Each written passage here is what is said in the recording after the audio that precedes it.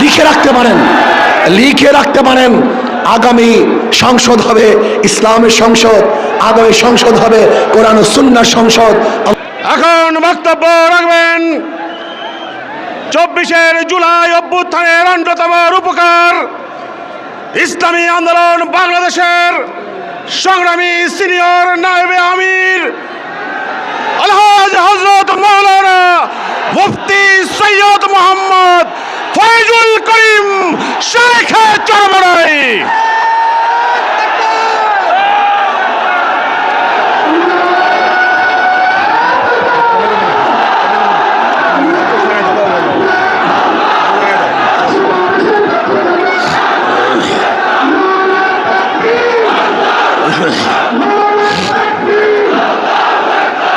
আসসালামু আলাইকুম।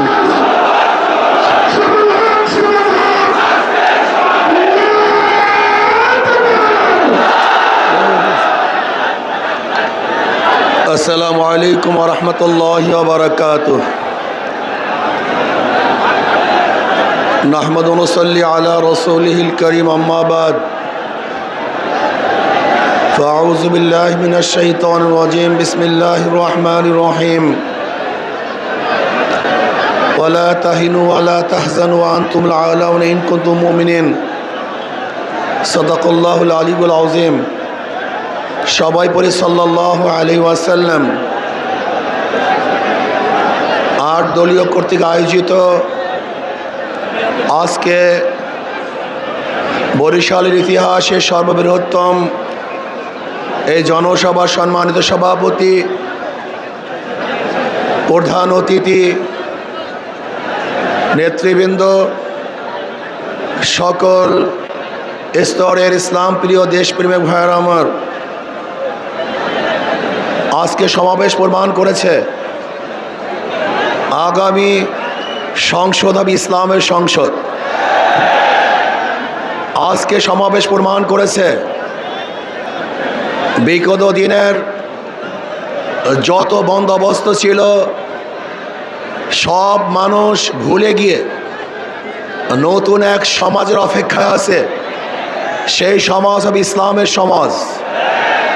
কোরআন ও সুন্নাহর বিধান, কোরআন ও সুন্নাহর আইন বাংলাদেশে প্রতিষ্ঠিত হবে। কোরআন ও সুন্নাহর আইন প্রতিষ্ঠিত হলে সাম্যতা রক্ষা হবে, মানুষের মধ্যে বৈষম্য থাকবে না। বাংলাদেশের একজন মানুষও ক্ষুধার্তহীন থাকবে না, বাংলাদেশের মানুষ বস্ত্রহীন থাকবে না, আমার বাংলাদেশের কোনো মানুষ গৃহহীন থাকবে না। যদি ইসলামী হুকুমত হয় বাংলাদেশের একজন মানুষও চিকিৎসাবিহীন মারা যাবে না ইনশাআল্লাহ। যদি ইসলামী হুকুমত হয় তাহলে বাংলাদেশের মানুষগুলি শৌখিন করে বাঁচতে পারবে। এই ভূখণ্ডের দিকে কেউ আঙ্গুল তুলে তাকাতে পারবে না। যদি ইসলামী হুকুমত হয় বাংলাদেশের একটা টাকা বিদেশে পাচার হবে না। যদি ইসলামী হুকুমত হয় কোনো জালেম বাংলাদেশে জুলুম করতে পারবে না। যদি ইসলামী হুকুমত হয় বাংলাদেশের খেটে খাওয়া মানুষগুলি, যারা শ্রমিক, তাঁতি, জেলে, কামার, ঋষি, মজদুর, শ্রমিক, প্রত্যেকটা শ্রমিকের ন্যায্য অধিকার প্রদান করা হবে। আমার মা বোনদের ইজ্জত আবরুকে রক্ষা করা হবে। বাংলাদেশের অন্যায় করে বিচার হবে না। সমস্ত বিচারালয়গুলি স্বাধীনভাবে বিচার করবে। বাংলাদেশে কেউ খাবে কেউ খাবে না, তা হবে না, তা হবে না। ইসলামী হুকুমত হয় কেউ 10 তলায় আর কেউ নিচ তলায় হবে না। কারোর দস্তারখানে হাজার রকমের খাদ্য থাকবে আর কেউ না খেয়ে ধুকে ধুকে মারা যাবে। এক মুঠা খাদ্যের জন্য ওই ডাস্টবিনে কাক কুকুরের সাথে লড়াই করবে। এই দৃশ্য বাংলাদেশের মানুষের দেখবে না ইনশাআল্লাহ। ইসলামী হুকুমত হয় আজকে ক্ষুধার তাড়নায় তার বাচ্চাদেরকে মা এবং বাবা বিক্রি করবে না। ইসলামী হুকুমত হয় তাহলে ক্ষুধার তাড়নায় সমস্ত বংশের সমস্ত পরিবারের লোকগুলি একত্রিত হয়ে আর কোনোদিন আত্মহত্যা করবে না। ইসলামী হুকুমত হয় এদেশের হিন্দু, বৌদ্ধ, খ্রিস্টানরা তাদের স্বাধীনভাবে ধর্ম পালন করবে, বাধা দেওয়ার মতো কেউ থাকবে না। ইসলামী হুকুমত হয় প্রত্যেকটা খ্রিস্টান, হিন্দু, বৌদ্ধরা তাদের ব্যবসা প্রতিষ্ঠানগুলি নির্বিঘ্নে ব্যবসা করবে। সেখানে গিয়ে কেউ চাঁদা তোলার সাহস কেউ দেখাতে পারবে না। যদি ইসলামী হুকুমত হয় তাহলে কাউর সুন্দরী মেয়েদের প্রতি কেউ লোলুপ দৃষ্টিতে তাকাতে পারবে না। যদি ইসলামী হুকুমত হয় তাহলে কেউ চাকরি পাবে আর কেউ চাকরি পাবে না, এই বৈষম্য আর থাকবে না, সবাই সম্য হয়ে যাবে, সমান হয়ে যাবে। যদি ইসলামী হুকুমত হয়, কে আওয়ামী লীগ, কে বিএনপি, কে জাতীয় পার্টি, কেউ জাসদ, কে বাসদ দেখার করে বিষয় নয়। যারা অন্যায় করবে না তারা বাংলাদেশের প্রত্যেকটা জায়গায় নির্বিঘ্নে হাঁটতে পারবে, বুক উঁচা করে হাঁটতে পারবে। আর যারা দোষী আমার দলের হলেও তাকে জেলখানায় ধুকে মরতে হবে। যদি ইসলামী হুকুমত হয় তাহলে কি হবে? কাঁদবো সবাই সম্মিলিতভাবে, একই সাথে কাঁদবো, হাসবো সবাই, একই সাথে হাঁটবো, খাবো একই সাথে খাবো, বস্ত্র পরিধান করবো সবাই, একই সাথে বস্ত্র পরিধান করবো, থাকবো তো সবাই একই সাথে বসবাস করবে ইনশাআল্লাহ। ইসলাম হুকুমত হয়, আমি সেই দিনের অপেক্ষা আছি যেই দিন দেখব আমাদের বাংলাদেশের প্রত্যেকটা নাগরিক দরিদ্র সীমার উপরে চলে গেছে। আমার বাংলাদেশের একজন মানুষও ক্ষুধার্ত নাই, বস্ত্রহীন নাই, চিকিৎসাহীন কেউ ধুকে ধুকে মরবে না। বাংলাদেশের গরিব সন্তানগুলি যারা মেধাবী, উচ্চ শিক্ষার জন্য তাদের আর চিন্তা করতে হবে না, সরকারি খরচে সর্বোচ্চ শিক্ষা দেওয়ার ব্যবস্থা সরকার করবে ইনশাআল্লাহ। আমরা কি দেখতে চাই?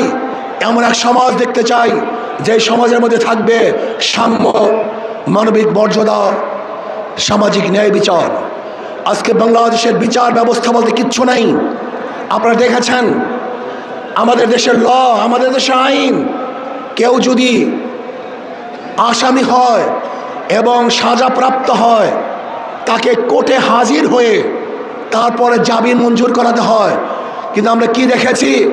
বিদেশে থাকা অবস্থায়ও কোর্ট তাকে জামিন দিয়ে দিয়েছে। এরকম আইন বাংলাদেশের আছে বলে আমার জানা নেই। তার মানে বিচার বলতে আমাদের বাংলাদেশে কিছুই নেই।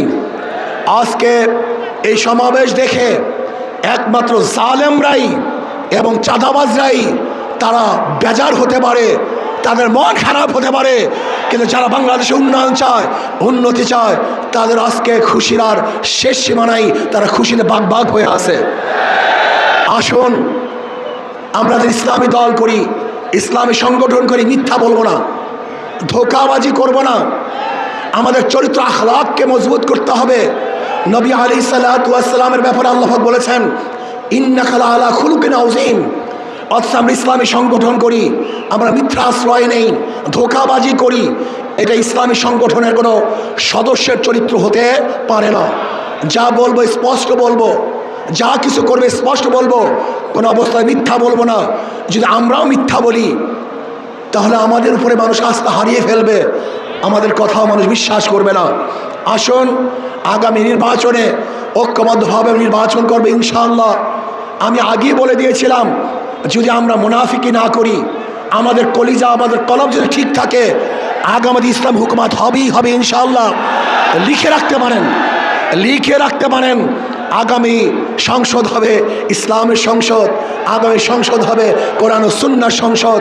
আল্লাহ আমাকে এবং আমাদের সবাইকে একই সাথে এক ও ন্যাক হয়ে ইসলাম হুকুমত কায়েম করার জন্য আল্লাহ পাক আমাকেও চেষ্টা করার তৌফিক দান করুন, আমাদের সবাইকে কবুল করে নেন। আমা আলাইনা ইল্লাল বালাগ। আসসালামু আলাইকুম ওয়া রাহমাতুল্লাহি ওয়া বারাকাতুহু।